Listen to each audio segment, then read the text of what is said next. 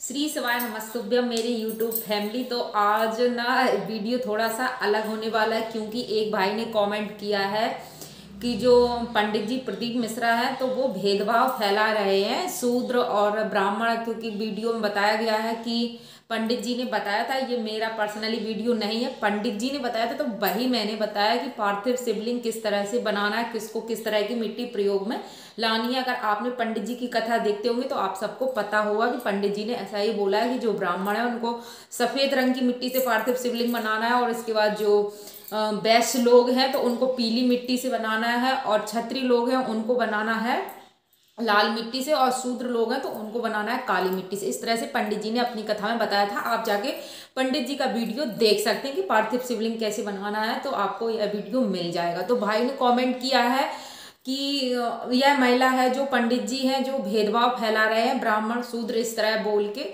तो मुझे लगता है कि पंडित जी भेदभाव फैला रहे हैं। आपको सिर्फ इतनी बात से बुरा लगा कि पंडित जी भेदभाव फैला रहे हैं कि पंडित जी ने बोला कि जो शूद्र लोग हैं तो उनके लिए काली मिट्टी, इस तरह से आपको लगा कि पंडित जी भेदभाव फैला रहे हैं। लेकिन भाई आप एक बात और अपने दिमाग से सोचिएगा, और मुझे लगता है, मुझे क्या सभी को लगता है, जो ब्राह्मण या मतलब जो सामान्य ओबीसी और एससी ये कैटेगरी में लोगों को बांटा गया, तो ये क्यों बांटा गया, इसके लिए आरक्षण भी दिया गया आप लोगों को। जो एससी वाले ओबीसी वाले हैं सामान्य वर्ग को नहीं दिया गया है।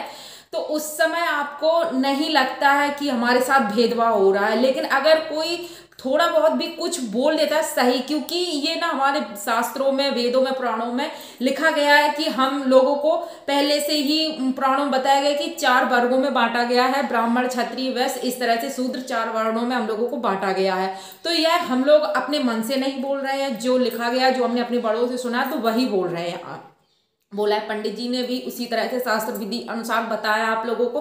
तो यहाँ पंडित जी भेदभाव कर रहे हैं, आपका यह मानना है, और उसी तरह से हम लोग भी आप लोगों के साथ बता रहे हैं, तो भेदभाव फैला रहे हैं। लेकिन हमारा मतलब भेदभाव फैलाने का नहीं है, ना ही हम लोग भेदभाव चाहते हैं, ना ही करना चाहते हैं, ना ही फैला रहे हैं, ना ही हमारा ऐसा मानना। हमें तो लगता है कि भेदभाव पूरी तरह से खत्म होना चाहिए और हम सबको समान हो जाना चाहिए। लेकिन आप लोगों को ये जो आरक्षण है वो भी तो खत्म होना चाहिए कि नहीं होना चाहिए, कि उसके लिए आपको कोई प्रॉब्लम नहीं है शूद्र में या एससी ओबीसी वर्ग में बांटने के लिए। उस समय आप लोगों को कोई प्रॉब्लम नहीं होती, लेकिन कोई कुछ बोल दे तो आपको प्रॉब्लम हो जाती है। तो ऐसा क्यों है, ये भी तो खत्म होना चाहिए, इसके ऊपर भी बात होनी चाहिए। तो मेरा उन भाई से कहना कि हम लोगों को कोई प्रॉब्लम नहीं है, हम तो चाहते हैं कि सभी सामान हो जाए।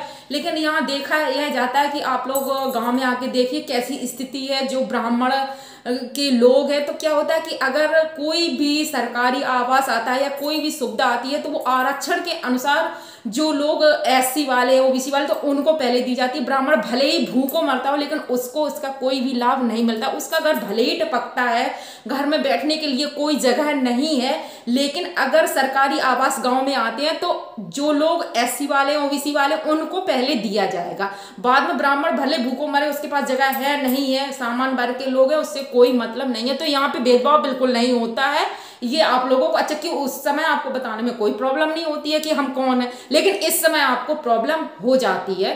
तो ये बिल्कुल खत्म होना चाहिए। अगर कहीं नौकरी की बात आती है तो भी आपको प्रॉब्लम नहीं है, तो आप एससी ओबीसी और ये सब वगैरह बन जाते हैं, और हम लोगों के बच्चे पढ़े लिखे होने के बावजूद आरक्षण के बल पर उनको घर भेज दिया जाता है वापस, और वो फिर क्या करते हैं, कहीं चाय बेच रहे हैं या फिर कहीं दूसरे के होटल पे जाके बर्तन धो रहे हैं। या ब्राह्मणों के सामान वर्ग के जो लोग हैं खासकर ब्राह्मण, उनके बच्चों को देखिए 15-15 साल के बच्चे जाके काम कर रहे हैं होटलों पे। क्यों?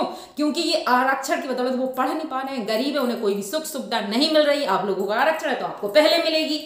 तो ये सब भी खत्म होना चाहिए क्या नहीं। अगर आपको हमारी बातों से भाई को बुरा लगता है कि शूद्र बोला, इस महिला ने ऐसा कमेंट किया भाई ने कि ये महिला कुछ भी बोले जा रही है, तो मैं ऐसे ही कुछ भी नहीं बोली यार, जो पंडित जी ने बताया मैंने बस वही बोला है। लेकिन अगर आपको ठेस पहुंचती है तो हम आपसे हाथ जोड़ के माफी मांगते हैं। लेकिन इस बात को भी ध्यान रखिए कि आप हर जगह हम लोगों को ही भेदभाव का शिकार, आपको नहीं, भेदभाव का शिकार तो हम लोग हो रहे हैं ना। सामान्य वर्ग के जो लोग हैं उनको तो हमेशा भेदभाव का शिकार होना पड़ता है। अभी हो रहा है ये जो अन्याय है और जो भेदभाव है वो भी आप सब खत्म कीजिए। और सरकार से भी गुजारिश है कि हमारे साथ जो भेदभाव जो सामान्य वर्ग के साथ हो रहा है तो वो भी खत्म कीजिए, हम लोगों को भी आरक्षण दीजिए। भाई हम लोग भी सामान्य वर्ग के लोग हैं, हमारे साथ भी ये जो भेदभाव और सबको आरक्षण है तो हमको भी होना चाहिए और सबको समान होना चाहिए। भेदभाव पूरी तरह से खत्म, ना कोई शूद्र रहेगा, ना कोई ब्राह्मण रहेगा, ना कोई वैश्य रहेगा, ना ये वो, सब खत्म हो जाएगा। हम सब भाईचारे के साथ आपस में मिलजुल कर